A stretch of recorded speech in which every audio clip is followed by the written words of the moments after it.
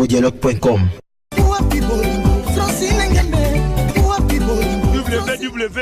www.congomasolo congosolola.com avec Congo Dialogue. Congo Solola. Makambo danger di Kitoko. Congo Dialogue.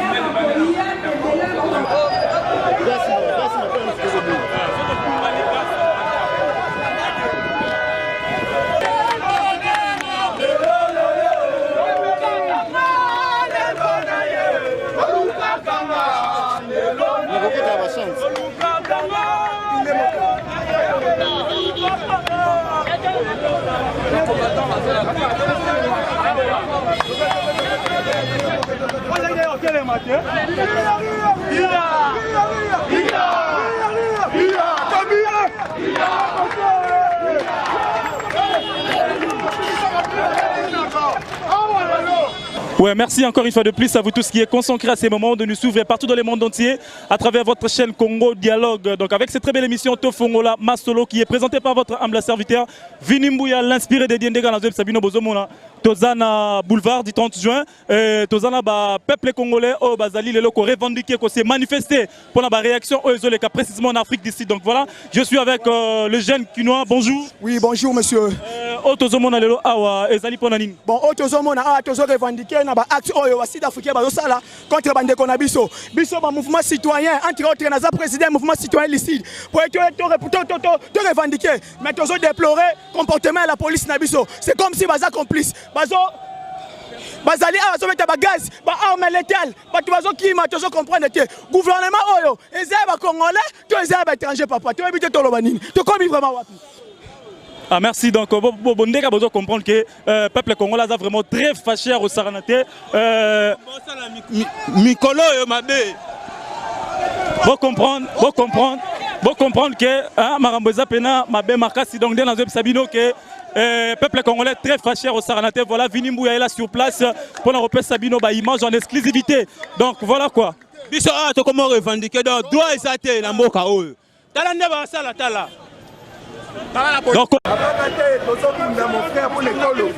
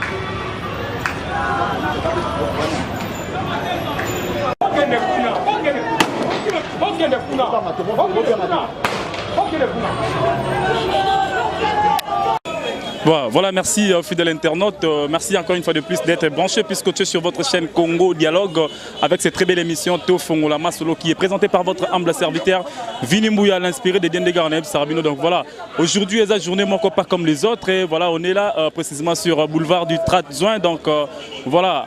Ndega na bandeko sabino que to solo na ba congolais surtout parce que to mega koye ba réellement mambozo les ka en Katiamboka. Donc voilà, na droite nanga je suis déjà avec un jeune frère qui est là à côté de moi mais to lugato mais qu'on discuter na toye ba soka zalina ni puis lo roni ne memi a na boulevard du 30 juin. Bonjour. Bonjour hein. Aux gens dirait qu'il y a Congo Dialogue impressionnant d'abord par rapport au journal Le Zandé. Les lopes à ma bien.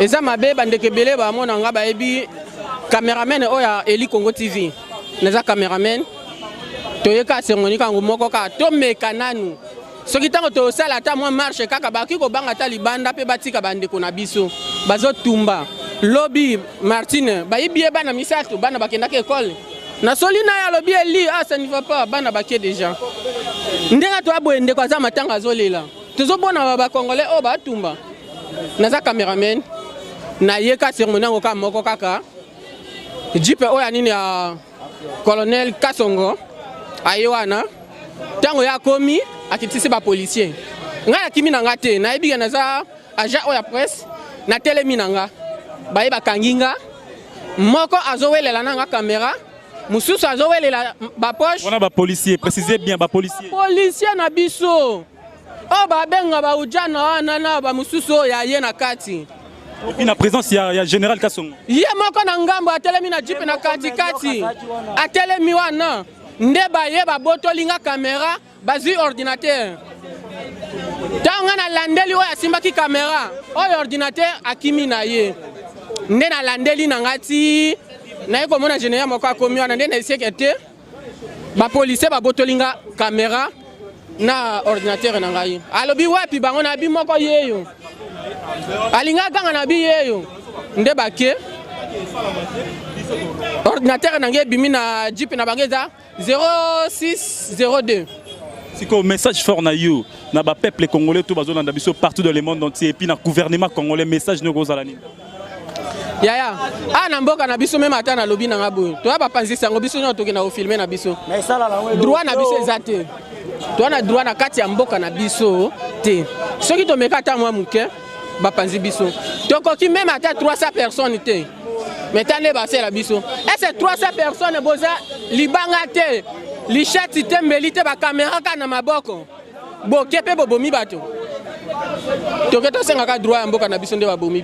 merci, voilà, fidèle internaute, restez toujours branchés puisque tu es dans Congo Dialogue, voilà, tu continues toujours comme ça, on a bandé, on a biso bazali,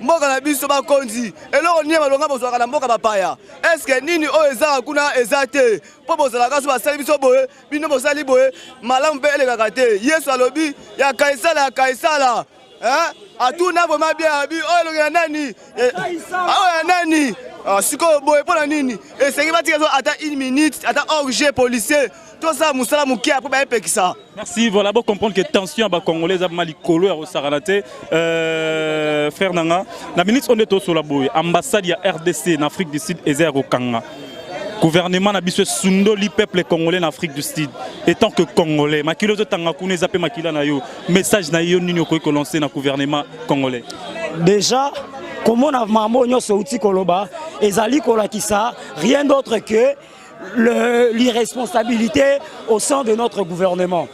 L'État congolais, c'est comme s'il n'est pas en mesure de prendre en main ses responsabilités. On est en train de nous parler, il y a état de droit. Mais ce qui se passe ici, est-ce qu'il y a vraiment état de droit? Ou carrément état de droit, vous avez mal compris? Ou carrément, c'était juste un mot à utiliser qui peut consoler le peuple, parce que le peuple, il va reconnaître le droit, il va comme on a côté. En tout cas, nous sommes décis. Mais ces gens qui nous dirigent, un jour, ils comprendront les vrais Congolais. Merci. On va comprendre. Attention, Zéro Mata. Donc voilà, je suis toujours avec un frère Nangaï, en direct des Congo Dialogue. Ça dit ton impression d'abord par rapport à la journée d'aujourd'hui. Merci beaucoup, les journalistes. Et là, je s'appelle Sanga Maka, c'est la maladroiture du gouvernement de la Sud-Afrique. Maladroiture à Sud-Africains et ça que oyo bazo gagné 83% en recette na bango bazo s'attaquer na bango te bango mo bande ko la biso la Sud-Africain noir bazo bénéficier rien que na 15% et biso batozo subir baso wana nyoso tozo bénéficier kaka na 2% ya pamba na éviter gouvernement la biso tozo revendiquer ba droit la biso bande la biso bazo bomakuna bango pe kotoyo bazo salaka ndenge moko na bato bazo boma biso kuna na ebite nano esi akenda Afrique du Sud azonga sombata lupango na Congo C'est un pays où ils sont morts de profiter de l'autre côté. On profite à rien là-bas, 2%, tu sais combien qu'on a. Bah, expatriés Nyoso, Bazara ba Congolais. Il y a des Congolais, il y a des Nigériens, il y a des Maliens, Batbazé Belé. Tu sais bénéficier de l'autre côté. Ce qui peut sur le plan politique, bah, la relation entre Bissau et l'Afrique du Sud, bah, ça là, parce qu'on bénéficie de rien qu'on a. Merci, on est toujours là, parce que voilà, je vous rappelle, on est précisément sur le boulevard du 30 juin, et pas le peuple congolais, c'est-à-dire c'est revendiqué, et donc voilà, bonjour frère. Oui, bonjour papa. Vous êtes en direct des Congo Dialogue, c'est-à-dire ton impression d'abord par rapport à la journée d'aujourd'hui? Il faut dire tout simplement qu'on est indigné, hein? On est indigné de voir que nos frères congolais, moi je ne parle pas tout simplement de nos frères congolais, africains de manière générale, qu'il se passe des choses ignobles à ce point-là en Afrique du Sud. Et il y a des autorités sud-africaines qui les cautionnent. Pourquoi je dis ça? Il y a des images montrant des policiers sud-africains en train de rire et quelqu'un prendre feu devant eux. C'est indigne, c'est inhumain. C'est pour cela qu'on est là pour manifester, pour montrer notre mécontentement, notre indignation par rapport à ce qui se passe en Afrique du Sud. Comme on est en train de parler maintenant, là, je te signale déjà que l'ambassade de la RDC en Afrique du Sud est fermée. C'est-à-dire le gouvernement a abandonné le peuple congolais à l'Afrique du Sud. Quel message important peux-tu lancer à notre gouvernement? Ça, c'est d'abord l'irresponsabilité, il faut le dire. Ces histoires, ce n'est pas la première fois que ça se produit là-bas en Afrique du Sud. Il y a toujours eu un silence des morts ici en RDC, depuis l'époque du président Kabila. Et on le voit, bien sûr, le président a boycotté, il y a un forum qui s'est organisé là-bas en Afrique du Sud, il a boycotté, mais ce n'est pas suffisant. Ce n'est pas suffisant. Il y a ce qu'on appelle la réciprocité diplomatique. Si cela ne se fait pas, nous allons maintenant faire la réciprocité populaire. Ce que nous voulons, c'est quoi? C'est que l'ambassade sud-africaine ici, qu'ils mettent d'abord leur drapeau en berne, en mémoire de ceux qui sont tombés là-bas chez eux. S'ils ne le font pas, on ne va pas quitter devant leur ambassade, jusqu'à ce qu'ils vont fermer leur ambassade ici. En tout cas, merci, je suis vraiment content de vous. Merci. Donc voilà, fidèle Internet, là je dis merci na bandego tout au besoin d'ambition partout dans le monde entier. Ça dit bandego namso tout besoin en Afrique du Sud. On est de cœur avec vous. Nzambazana labino nyo sotiro le gabien, c'est-à-dire gouvernement congolais, tozo beta c'était na gouvernement congolais. C'est-à-dire bola qui sa capacité na bino, boa simer ba responsabilité na bino. Ba bazana baza ba peuple congolais. C'est-à-dire bazo betama, bazo koufa, bazo zoka, bazo nyo comme en Afrique du Sud. Maintenant là, sud-africain baza à l'aise, baza kimia. Et je vous rappelle et puis je vous signale que l'ambassade de la RDC en Afrique du Sud est fermée. C'est-à-dire que le gouvernement qui peuple congolais isolé en Afrique du Sud. Totéléma. Tosimana main dans la main. Restez debout, peuple congolais, restez debout. Donc voilà, là on se retrouve après cette rubrique. Merci à vous Cédric, le caméraman qui était derrière la caméra. Merci à toute l'équipe technique qui accompagne cette belle émission de Fongola Masolo. Je vois déjà la première position, Maman Francine Ngembe, Maman Mokonzi 100% cano, phrase correcte. Ça dit moi c'est Azanga Likwanza. Ça dit merci Nabandego Tobo soutenir Vinimbu avec son équipe de l'émission de Fongola Masolo. Ah, toujours continuer toujours, toujours continuer parce que peuple congolais tension a toujours l'icolo. Ça dit Toza Mabé, Toza Mabé, Toza Mabé. Merci à suivre. congodialogue.com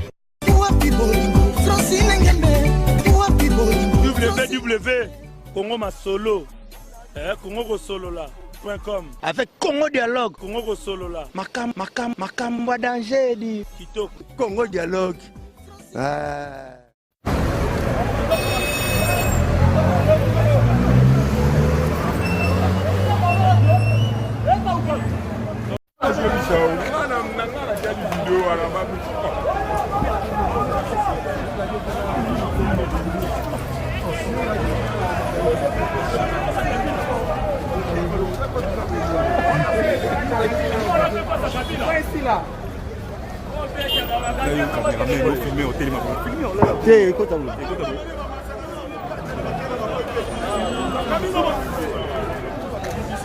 Non, ça direct.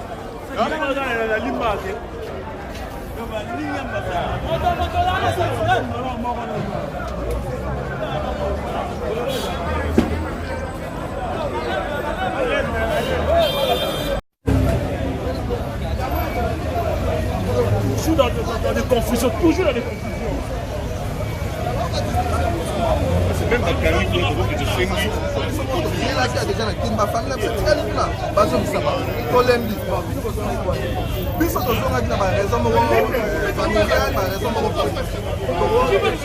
kodebola mwana baraison biso tozongelaki eza mpe na contenir bacomportement na bango.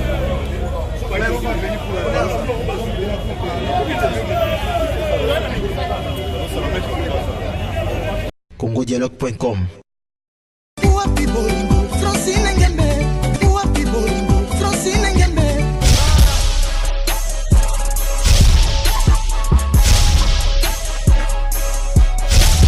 congodialogue.com. Il va le Francine Ngembe.